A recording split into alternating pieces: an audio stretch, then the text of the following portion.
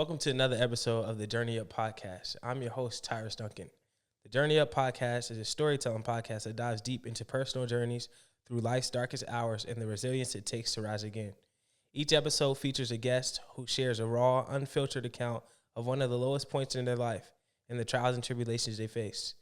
Listeners will hear about the challenges, breakthroughs, and the strength it took to overcome adversity. And today I have a special guest. You may know him from his Black Historic board game, his books, his animated series, his speaking around the Indianapolis, Indiana. He does a whole lot around the city. His name is Brother Jamaal. Brother Jamaal, how you doing, brother? Peace, brother. I'm Blacktastic, man. I'm Blacktastic. How you doing? I'm doing very, very well. Very well. So, I had this tradition on the show where we open up with a question game I have called We're Not Really Strangers.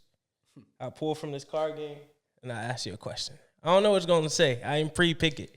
So I'm just pulling it right in front of you right now. Right there. I know you did. Nah. That's weird. Do I seem like someone who would get a name tattooed on myself? Why or why not? You or me? Me. Get a tattoo? Get a name tattooed on me. Nah, that ain't even. Nah, I don't think so. Not even because. That's a weird question. It is a weird question. I thought you would have put that down and edited it out, but you would still ask this. So I tell you, I gotta keep it, but I'm gonna ask a different one too. Yeah. The answer is no for you too. I don't know. You got any names tattooed? Nah, I ain't got a tattoo since I was 20, and my tattoos definitely look like I was a teenager when I got them. It looked like you was a teenager. Yes. What made you want to get the tattoos? Man, at the time, I wasn't Brother Jamaal. I didn't have any sense of identity, no confidence. I didn't know what I know now. Mm-hmm. I was just trying to fit in. Yeah, it's what everyone else is doing. Exactly. I get that. Sad grown folks, our age, still got that mentality. It ain't evolved. You're right. Sad. I never got tattoos just because of, I don't know. I feel like I would regret it. I feel like I would get something and then 2 weeks later, I'm like, why do I got this permanent stain on me? He said a stain.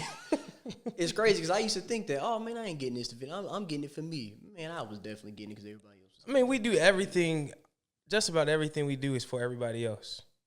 Not just about everything. Some things, yes. For sure. But yeah, a lot of stuff we still do. Some stuff we do for us, like grooming yourself, get you a fresh cut, But stuff like when you pop out somewhere, you can dress to express yourself, but that next level that a lot of our people go is definitely to show off to others. Yeah. I think this question is much better and it fits us both. Mm-hmm. What question are you trying to answer most in your life right now? Man, I say the question that, ask it one more time.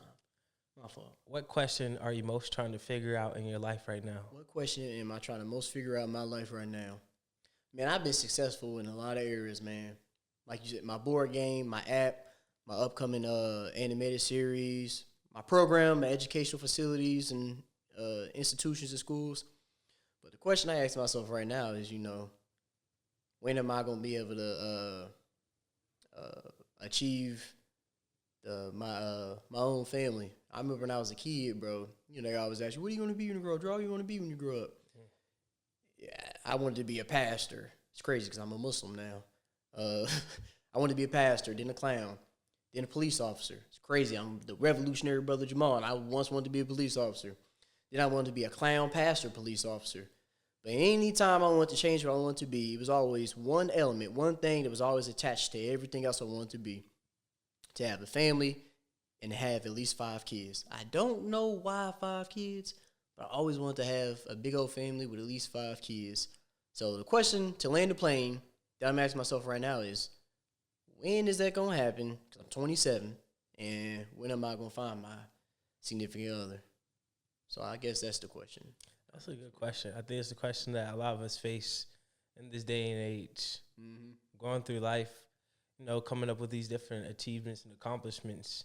Yeah. But not having essentially somebody to share it with or family to bring it home to. Yeah. It kind of feels empty.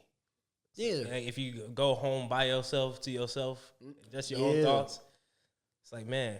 Yeah, because it's like Man, when people see me on social media, bro, I ain't never said it, or I don't even present on social media that I'm living an extravagant lifestyle and I'm this luxurious, extravagant, materialistic possessions. I don't even present myself like that. I make my own stuff half the time. But people be thinking, I'm just balling, living this grand, just I'm not financially rich at all. I'm rich in spirit, community, and creativity, but I ain't rich in my pockets. But when they see my success from my products and services, they think everything is good. It's like, nah, I mean, my internal confliction I'm battling is, dang, I still ain't been able to start that family I always wanted. And, it ain't always just good for everybody. Ain't just always happy all the time and, cheerful. I get down too. Martin Luther King got down. Malcolm X, Sojourner Truth, Toni Morrison, all of them did. Just because we were successful and, on the outside don't mean we ain't still battling things. So, but I always say it goes back to what Solomon said in Ecclesiastes: with increased wisdom comes increased sorrow. So it's like the more you know, the more you have an opportunity not to just know good things but bad things as well. And a lot of times we'll think that, oh, this person is wise, so they must have the answers to the truth. It's like the truth doesn't bring you the freedom of happiness and peace that you think it does. Oh, I agree. It can definitely bring you understanding of whatever situation, challenge, or phenomena that may be presented with. But I do agree. Yeah. For sure. And we'll get into that later on in the show when we get to your journey up. But for the people who do not know Brother Jamaal, can you give them some history on who you are? Yes, my name is Jamaal. I go by Brother Jamaal. My full legal name now is Jamaal Shabazz. It was Jamal Nelson. Most people know me for my Black Culture, Black History, Knowledge Self board game, my Knowledge Self trivia app that you can download on your phone for free. The first person in history to have the board game and the app that teaches you both Black history and Black culture. Children's book. I have a new children's book coming soon. My Fistful of Plight novel, the visual adaptation of the animated series will be releasing soon. I did the test version 2 years ago. Now I got a new animator, bro. It's way better. I'll show you the clip that we got. We got a few clips of the first scene. Bro, it's blacktastic, bro. You was at the premiere of the pilot episode. It's that times a billion, bro. I have a program at Purdue Polytechnic High School. I'm close to getting it in 2 other educational facilities. Content on social media. I do content for different businesses, organizations. Michael B. Jordan commented on one of my posts. I saw that. Yeah, man. I know that had to be a good feeling. Yeah, it was crazy. We were doing the character lines or character voices for my upcoming Fistful of Plight animated series, which is the visual adaptation of my Fistful of Plight book. And we was taking a break, and I was just fumbling through my phone, and I saw Michael B. Jordan commenting on your post, and I'm like, it's probably a Michael B. Jordan fan page. Michael B. Jordan, something, a fake thing. So I didn't pay no attention to it. And then it's this black sister, mighty black woman who's just a fan of everything I do, always support me. And she had posted and tagged me, said, "Oh my gosh, Brother Jamaal's really doing it out here for the community." Michael B. Jordan commented on his post. I'm like, oh, sister, that's not the real Michael B. Jordan. I click on the profile, it said like some million followers. I said, that's Michael B. That's Michael B. So that's Creed. Yeah, man, that's Creed. Hey, but that was dope, man. That was dope. So I just do things that is re-educational and entertainment, adding modern contemporary elements to things the ancestors are trying to express to us, and find new creative ways to re-educate, inspire, and help people improve the overall quality of life. Why do you think re-education is so important? Well, re-education is important first for our people, because we've been the most disillusioned, led astray, miseducated. We've been the most attacked internally and externally. It doesn't even take a thorough historical observation. The most minimal historical observation or examination will tell you that. But for all people of all races and ethnicities, because there's so much racism, classism, sexism, all the other isms that's really lessening and depleting people's life experience. We're living in so much destitution, chaos, and destruction, whether it's social chaos and destruction, internal chaos and destruction, due to miseducation, misinterpretations, due to not just schools, but a lot of things in society that are training us rather than educating us. Most people are being trained and conditioned while they think they're getting real information, knowledge. Yeah. But they're just you're digesting and receiving things that are making you act in a way in which the powers that be and forces or the government or the entire system wants you to act, so they can so it can contribute to their exploitation and domination over disempowered people, whether it's class based, race based, sex based, all the above. Yeah. I think one thing I realized is people just don't ask enough questions. Yeah. And of course that leads to the ability for the person in power to miseducate somebody. Because if you ask the right questions and they have to prove what it is they're talking about, if they're not able to prove it, maybe they're not telling you the truth. I always tell my students, that's 100% facts. I always tell my students, you always have to study the history of a thing to understand what it is today. It doesn't matter if you're talking about the history of a people, the history of basketball, the history of you got these guitars, the history of guitars, musicians. Like any good therapist, counselor, or psychiatrist, psychologist, they have to, when they take in a patient, they're going to ask that patient about their background, their past or previous experiences, their family history, so they can understand where they came from to make sense of what's afflicting them or troubling them, challenging them today. Yeah. So I think it's good to know the history of something because that helps you understand what it is. Yeah. And if you don't know the history, you could come up with an idea that's not even true, which is the power of stories, right? It's like, I'm going to tell you what I've been through so you could come up with an idea of who I am or try to have a better understanding of who I am. To your point of a therapist or a counselor, most of the time they ask you what you've been through so they can try to pinpoint why you are feeling the way you're feeling now. And if you don't ask yourself what you've been through, if you don't look at history to see what has happened, you'll have a hard time dealing with what is. I just don't think people even think on that. I think people will just listen to what somebody says and they'll accept it as truth. Yeah. And a lot of people accept things to be true only because they were told that it's true. Definitely. But just because someone tells you something is true don't mean that it's true. You know me. I'm going to ask a question. That's the biggest thing that's hindering our progression as a people today. We don't ask. My favorite question to ask is why. Why? Yeah. Why? Why is it that there's so much discord, dysfunction, and disconnection amongst our people? Obviously, not all black people, but it's at a degree or a level or a magnitude in which we're not able to be self-sufficient, self-reliant, and be able to control our own destiny. So yeah, why and how? And how? Yeah. Which why can get you in trouble. Oh yeah, hey, I'm not gonna lie. Sometimes, man, I wish I have over 200 Afrocentric and Black focused books in my collection. Literature, other works, materials as well. And sometimes, bro, I wish I never would have picked up a book. I read all the time. We in April. I've read 4 books so far. Well, really 5 because I reread Woman Race Class by Angela Davis. But sometimes, man, it's hard to know all this information from all these books I read because it's like, man, I can't just go for the okie doke like everybody else. Oh, everybody's doing this, and I'm the one person not doing it. It's like, dang, I had, yeah, because I know, and it's very lonely. Like Murdoch said, he said leadership it's lonely, bro. Like you get leading by example all the time. All these people looking up to you, all these people that praise you and see you as this pivotal or notable figure, this renowned being. And it's hard because, you feel like you alone sometimes. Like if only you knew. Yeah. Yeah, man. And some people be thinking I'm just doing this for social media. Like, you know me personally. It's me all day, bro. This ain't no act for social media. Like, I really don't do holidays because of the history behind it, the exploitation behind it.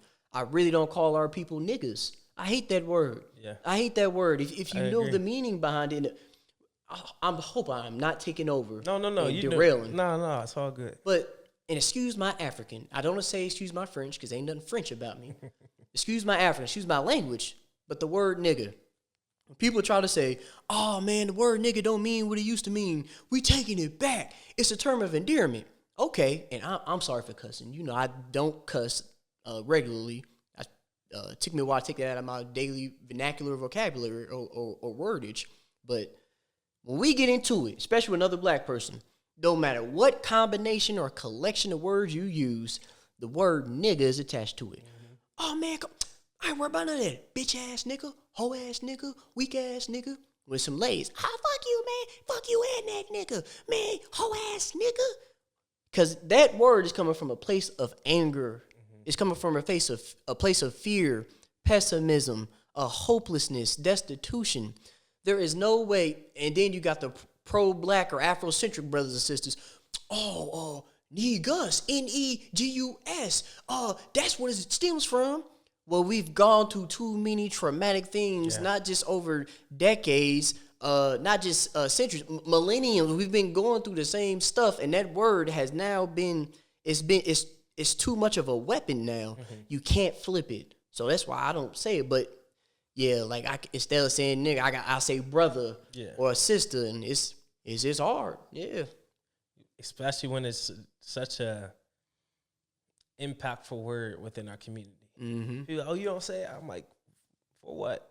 There are better things for us to call each other. Yeah. And I don't want to take something that was not used as good for us in the first place and try to turn it for good. So I'll call somebody, hey, what's up, my brother? Mm-hmm. Hey, hi, call them by the name, something like that. They always say the sweetest sound to a human is their own name. Mm. So to just call somebody by their own name is powerful within itself because somebody's own name is personal. Mm-hmm. So there's nothing else attached to you. Like if I call you, hey, what's going on, Brother Jamaal? How are you doing? That sounds better even than just saying, hey, what's up?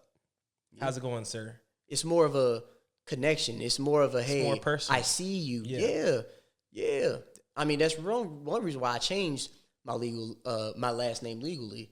I make content about it too. And like content I make, it does great with numbers, my views and engagement. But it's not about that. It's about the impact. Am I actually helping people transform their lives and the situations? But I changed my last name because, I mean, this goes back to, man, it's lonely leading sometimes because you know too much. You can't just go for the okie doke. I got family members still mad that I changed my last name. Sure. But when you Google I researched my last name.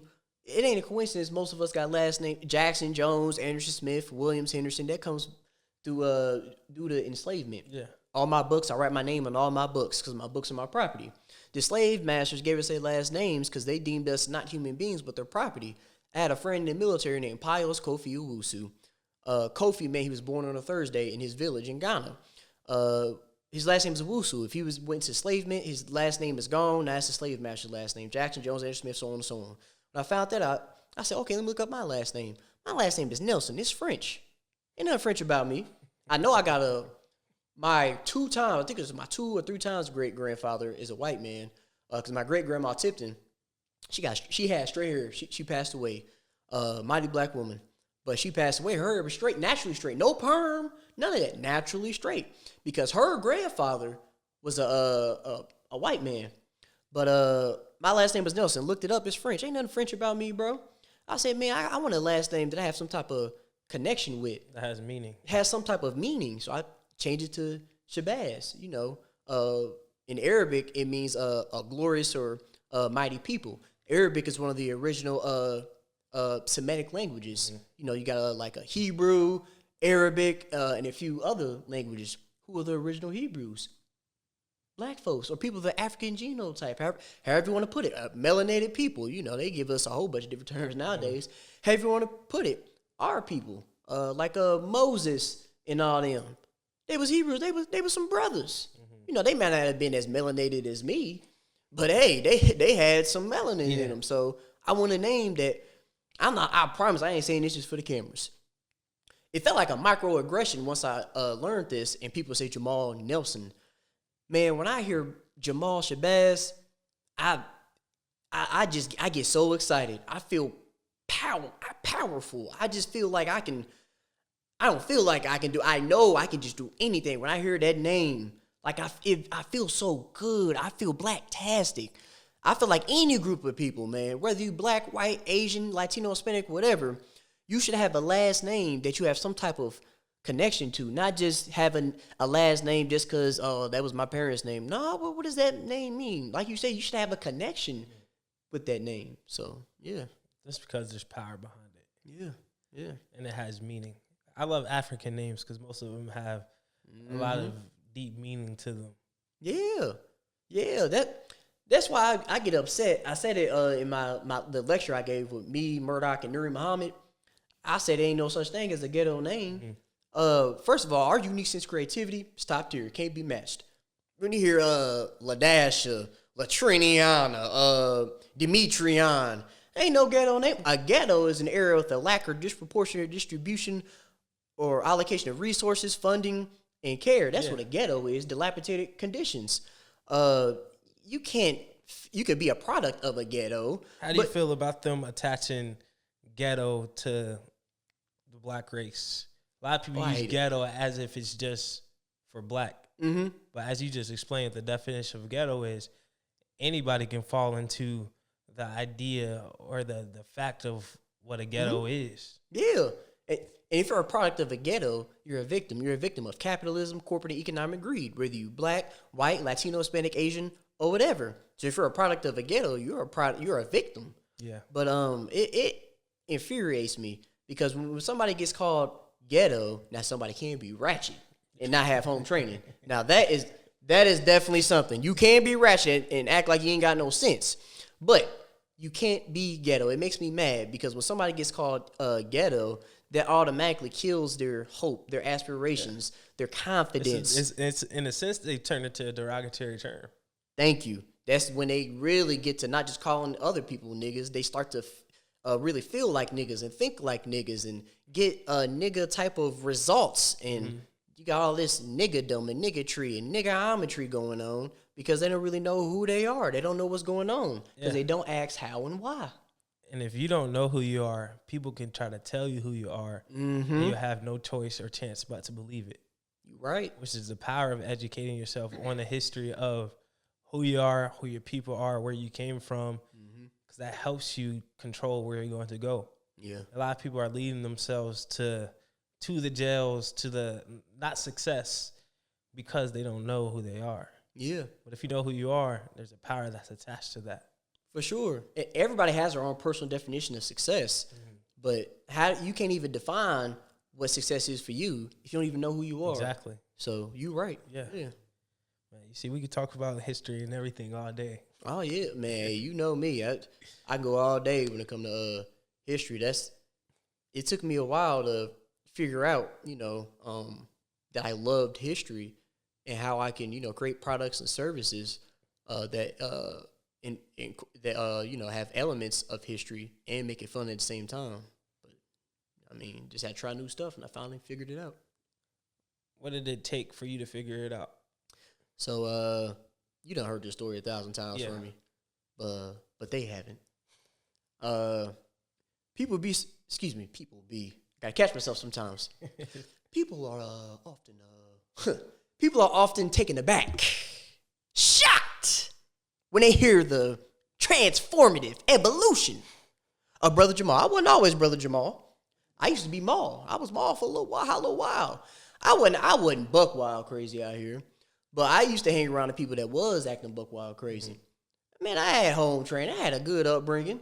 We had some tough times now, but times wasn't always bad. I always had something to eat. I never went hungry. Some people, unfortunately, can't say that. I never went hungry. I always knew somebody loved me. I had my grandmama, my mamas, aunties, all them. I always knew somebody loved me. But, just went through that, especially as a young boy, young man, you're going to go through your knucklehead stage. So I was around all the knuckleheads. My senior year in high school, man, I'm trying to figure out what I'm going to do. Everybody done got accepted to their colleges, prestigious institutions they're going to go to. Then I'm like, hey, I know I can't go to college. I got accepted in the ISU, but I had to do the summer program to really get accepted. It was like one of those temporary acceptance letters to where you got to meet certain obligations and stuff to get an ISU. And you see the quality of education ISU give. So if I couldn't get in straight at ISU, that should tell you something.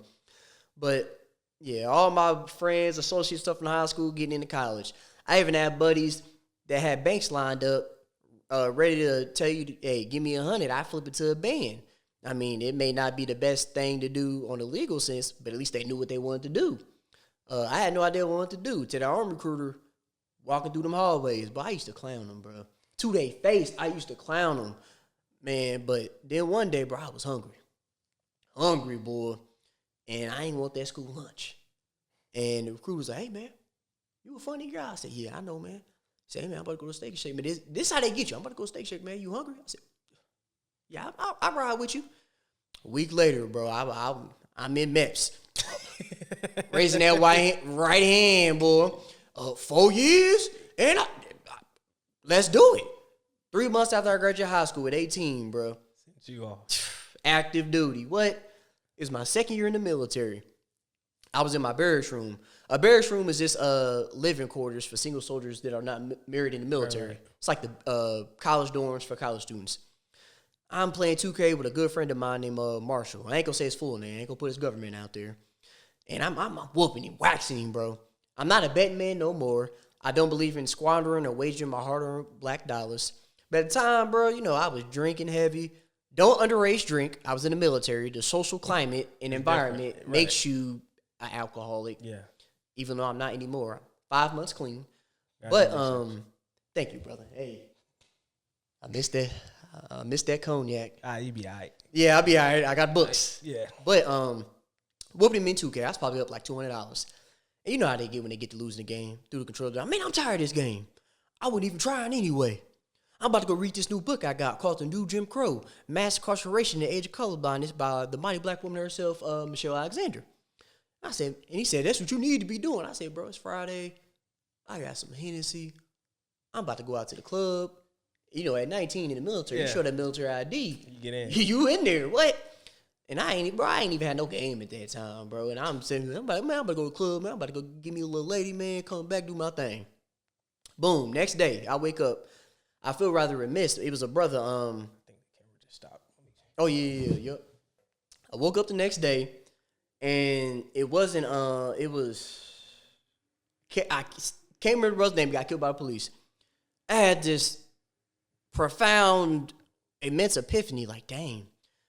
Why is it that all groups of people have their difficulties and challenges, but why is it that our people, and I never thought like this before, out of nowhere, I'm thinking like this, why is it that our people have to go through so many different hurdles, obstacles, so many different hindrances and plights and plagues just to be at the even playing field? Why is it that it'd be like 2 or 3 black folks that are successful while the masses are suffering?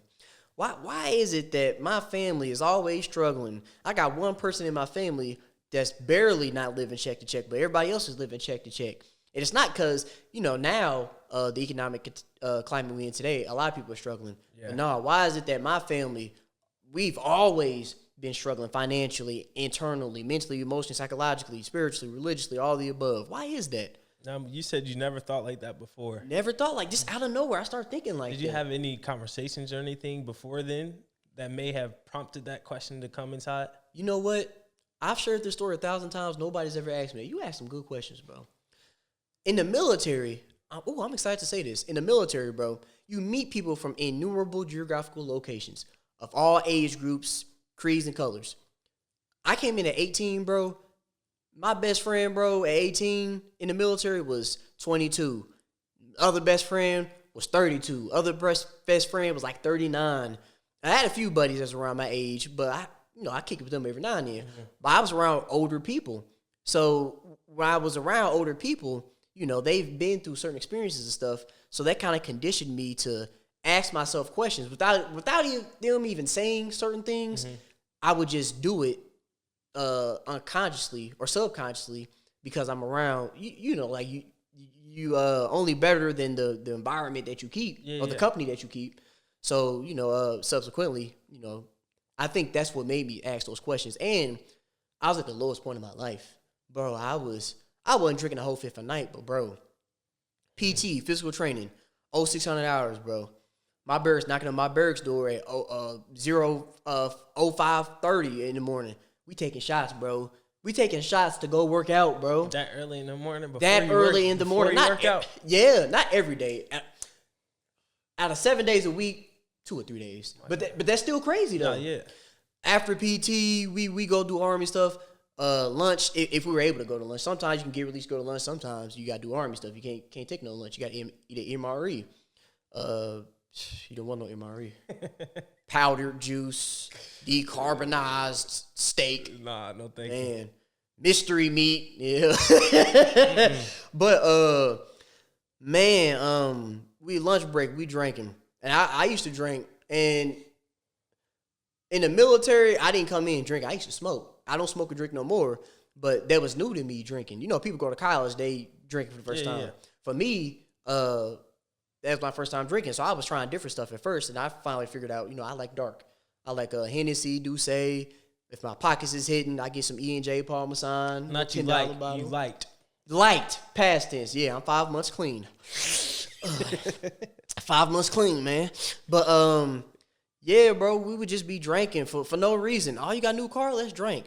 Oh, man, you did good on your PT test? Let's drink. So the sun came up. We drinking, bro. Man, it feel good out here. Hey, man, go get a bottle, go get a fifth. Just drinking, man. And so I was an alcoholic as well. Lowest point of my life. I'm depressed, bro. I love the people I met in the military. Hated doing Army stuff. Yeah. So then I had that epiphany. Like, man, ain't nothing going to change if I don't try something different. I remember my first sergeant. Her name is First Sergeant Sosa, man. She was from Trinidad. That was the first pro-black person or first conscious person. I really don't like using the term pro-black. But the first conscious person that I met in the military that, helped me through my Army career, and she gave me that black talk. In military, you be like, hey, man, you pull your side, say, let me give you this talk. Because in the Army, you can't really, you're very controlled.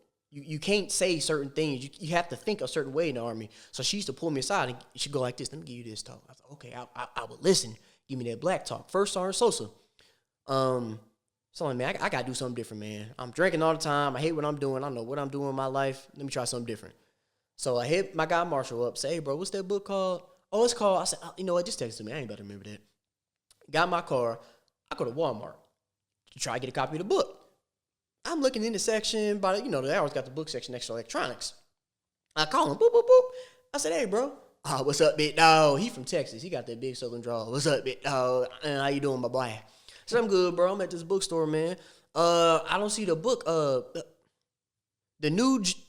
new Jim Crow mass incarceration.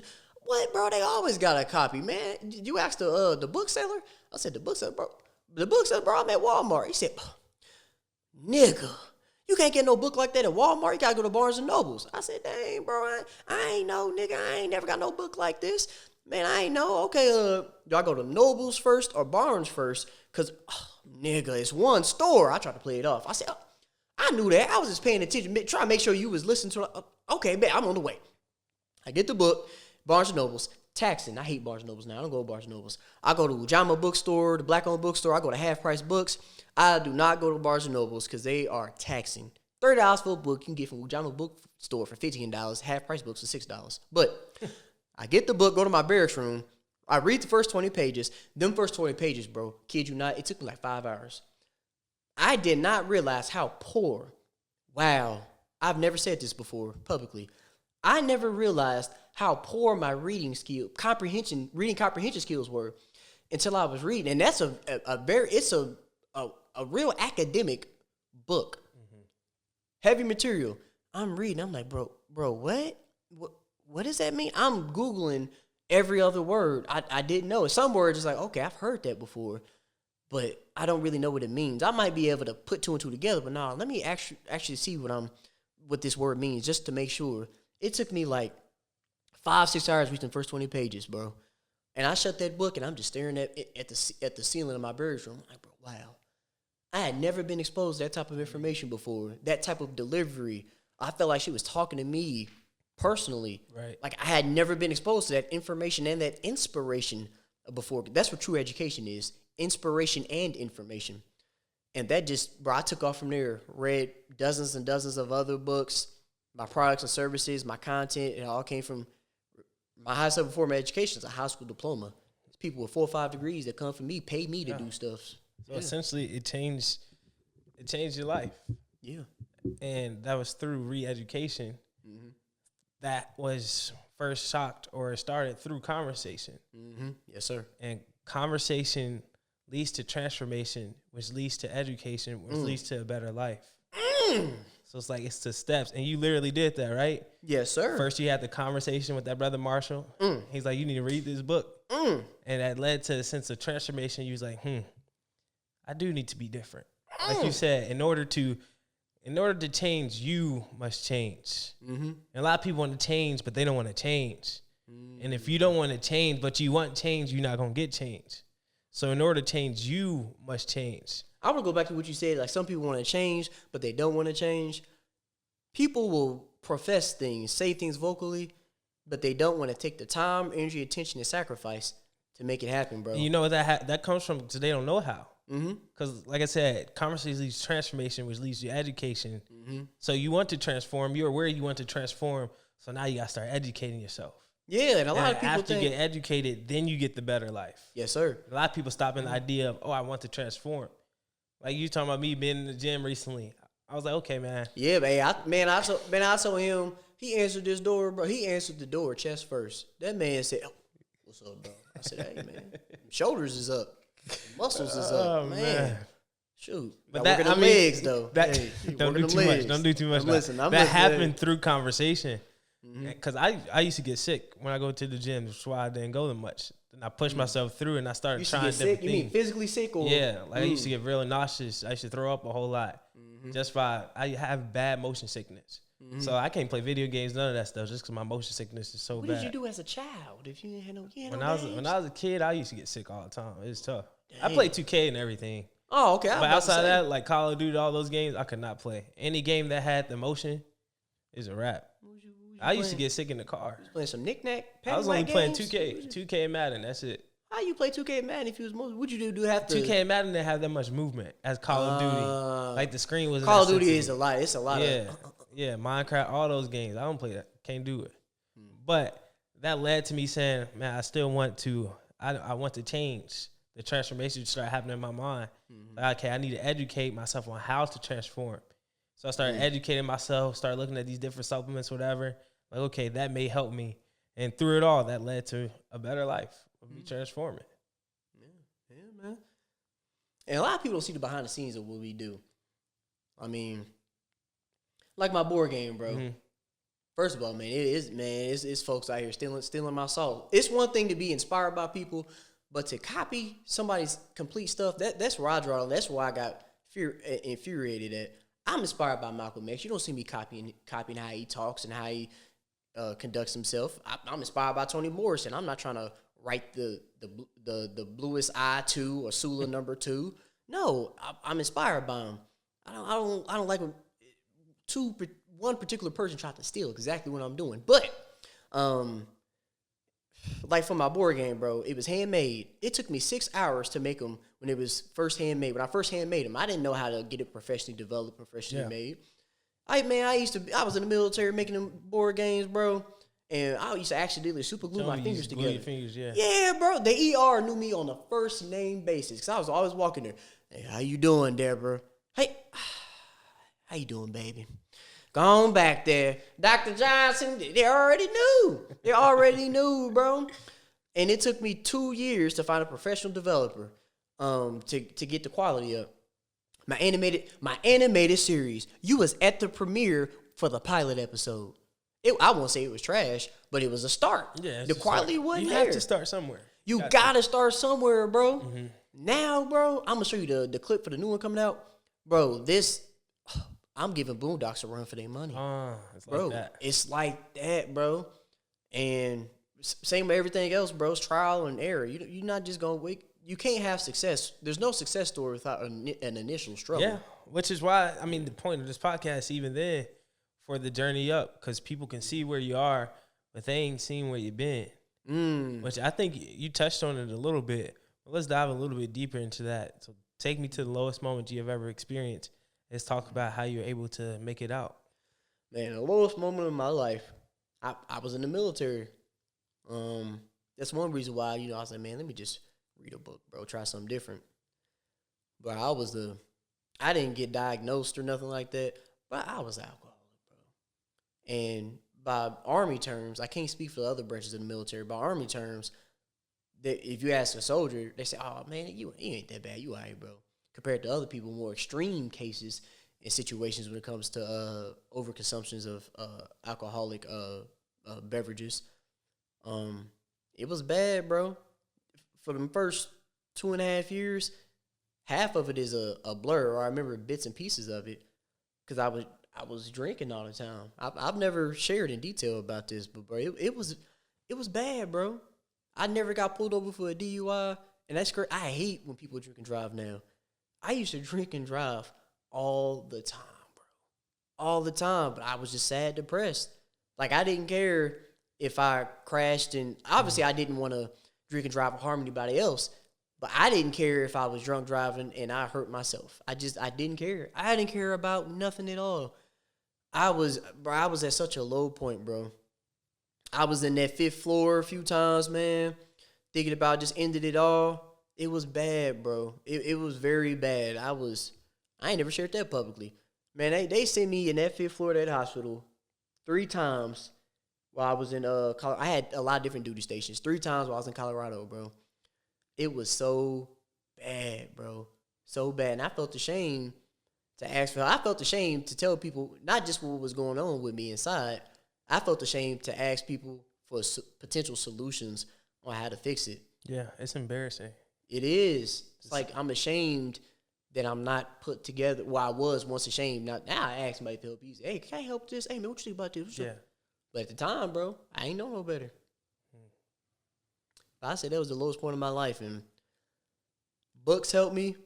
Community helped me, with the people I had in the Army. I still have my bouts where I get sad and upset and down stuff. Oh, am I really, doing it the best way I can? What's the point to keep going? Yeah. But community helps me. Going to community events, that's why I'm always at different community events. That boosts me up all the time. Reading books. I like cartoons and animated series. I'm a big DC fan. I've seen all the animated DC movies, series. I love it. My favorite is Batman: Return of the Red Hood. That helps me too, man. I love it. And kids, doing stuff with the youth. Yeah. That helps me. Kids bring like a sense of hope. Yes, bro. Yes. Kids think they can do anything, and they'll talk as if they can do. Yeah, they be having smart mouths. Like my little brother, I'd be like, boy, who you? Especially high schoolers, bro.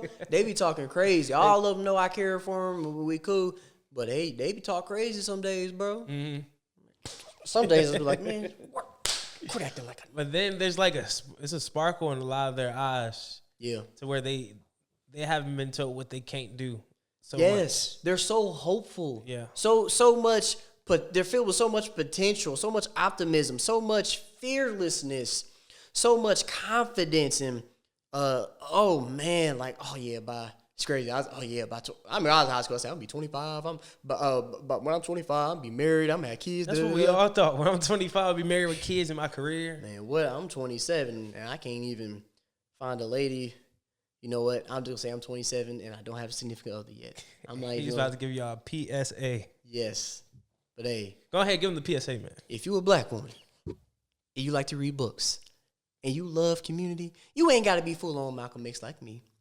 You can be on a Rosa Parks level. At least give me Rosa Parks. Coretta Scott. Give me Coretta. Give me Coretta. You ain't got to give me Harriet Tubman. Give me a little the sister that did the dang. Don't give me no Candace Owens. That ain't the black woman I need. Just give me a little bit, and I'll meet you in the middle. I'm understanding. Hit me up, cause hey, don't forget the music. Oh, yeah, you're right. And you got to have good taste in music. Because I'm telling you right now, books are the second best thing in this world. It's number 1. Right behind black women. And that was Brother Jamaal with the PSA. So if y'all feel that type of way, his DMs is open. Yeah, I'm a good brother. I ain't rich in my pockets, but I'm rich in spirit. I can't buy you no Gucci bag, but I can make you laugh. Which honestly is something hard for us because a lot of people will look at rich in pocket as if that's the value that you bring. So it's like we don't have the wealth or the riches in pocket or in money. We think that our value is less. That's where miseducation comes in, especially as men. You know, we're plagued and we're pressured into meeting these unrealistic qualifications, these unrealistic expectations. And it's like, bro, and then when we can't meet such expectations, we get down on ourselves. Yes, and I mean, that's the not being able to reach expectations is the path to depression a lot of times. It's like, why am I not able to be what I'm supposed to be? And then the question comes, who told you you're supposed to be this? Like, where did this idea of a man even come from? Where this idea of a human being that you think that you're supposed to be even come from? A lot of times we're chasing these identities that we have no business chasing. And in reality, we just need to be what we are. And of course, there are certain things that we need to do to have a good life. But we'll look at, like, I need to make 6 figures by tomorrow in order for me to be happy. It's like, why? Yeah, that comes down to not just somebody's personal definition of success, but their definition of happiness. Figuring out what makes you happy, what gives you purpose, drive, focus, what makes you get out of the bed in the morning. And then to the personal definition, we're chasing other people's definition of success. And if you're looking at somebody else's especially definition, with these podcasts, bro, the podcast is ruining podcasts and social media. Like, a podcast ain't gonna save 99.9% of the people today. They need to pick up a book. Have a conversation in real life. Because if you don't have, I remember a conversation I had with my dad when I was around 16, sitting at the kitchen table. He's like, "What do you want to be when you grow up?" And I was like, "Yeah, I just want to be rich." He's like, "You just want to be rich?" I'm like, "Yeah, don't money solve all problems?" And then he asked me a question I've still been trying to figure out to this day. He said that if money solves all problems, then why do rich people still kill themselves? You know what's crazy, bro? I didn't use that same wording, but I had a student that I said the same thing to, bro. I said, why do you have all these millionaires and billionaires committing suicide, millionaires and billionaires doing all these crazy illegal acts to other human beings just so they can feel something? Yeah. Yo pops is a mighty black man, a wise person for telling you that at a young age. That's something that I just came in.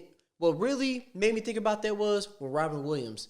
That's what it was. It was around that time, too. Because Robin Williams, of course, he was everybody's favorite comedian as a kid. Growing up, that's one of my top 5 favorite actors. He was everybody's favorite comedian as a kid. Bro. So it's like, here we are, high school, and all of our favorite comedian kill himself.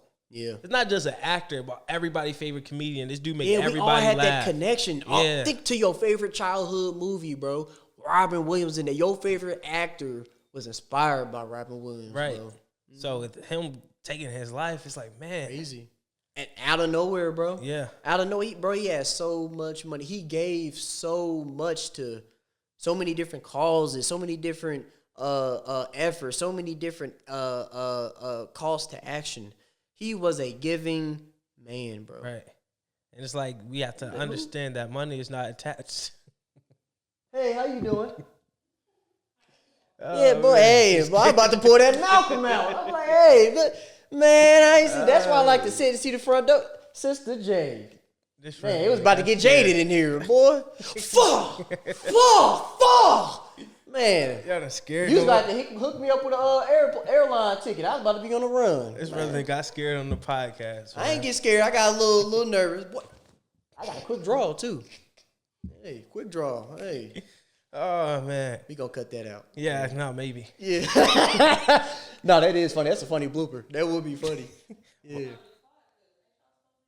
Yeah, we are. Oh, yeah. This is real uncut. We about to wrap up. We got like 5 minutes left. Mm-hmm. I'm over here sweating. I'm breaking a sweat.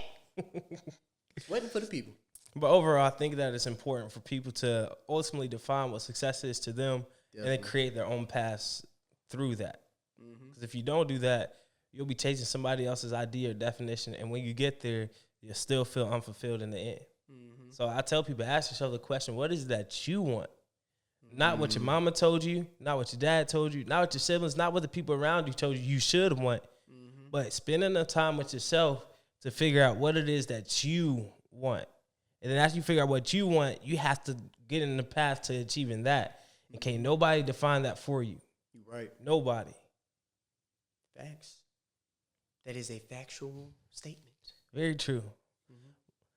This was a pretty good conversation. And in the end, I always give people... It was a blacktastic dialogue. Blacktastic. Sure. I always give people the chance to leave the people with something.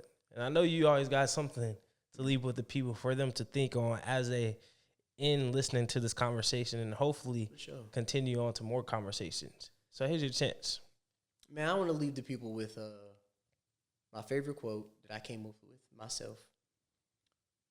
Same thing that I said earlier, man. You always have to study the history of a thing to understand what it is today. Whether it's no matter what it is, man, it'll help you understand how it became what it is today. It'll help you make sense of what it is today or how it is today, or, you know, the 5 W's we say in the military: who, what, when, where, and why. And it'll help you, you know, understand the world better, understand yourself better. And then you'll begin to not just want to do better, but actually begin to do better. You'll be equipped with the proper knowledge, confidence, the proper know-how, be able to properly navigate through life, alleviate yourself from this individualistic mindset that we have due to capitalism, corporate economic greed, due to racism, all the above. Then you can generate and foster your grand sense of community, ethno-aggregation, and mutual aid.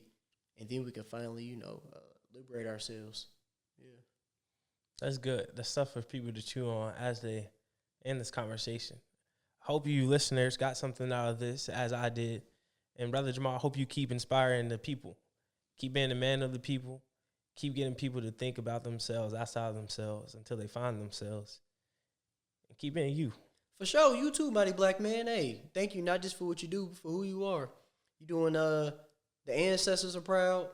God is definitely proud of you, man. And the people is proud of you. And I'm proud of you a little bit. Proud of you a little bit. Thank you, brother. For sure. Thank you guys for tuning in to another episode of the Journey Up Podcast. I'll see you next time. Peace.